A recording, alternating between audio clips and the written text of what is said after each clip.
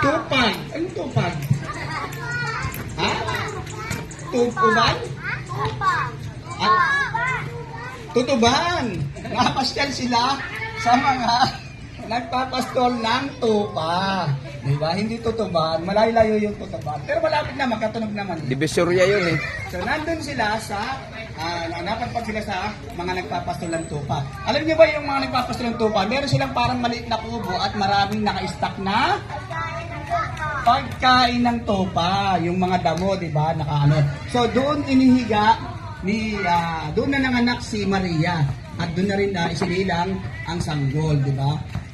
Nung isinilang ng sanggol, may sa medyo kalayuan doon, biglang may dalawang nagpapastol ng mga tupa at nagpakita sa kanila ang isang anghel. So nagliwanag, nagulat sila.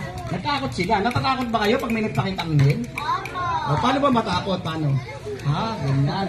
Oo, di ba? Natatakot talaga yun, di ba? Hindi natakot na nagulat eh. So ngayon natakot yung dalawa. Pero ang sabi ng anghel, huwag kayong matakot. Sabi, meron akong dalang magandang balita. Diba? So ano ba yung magandang balita na dala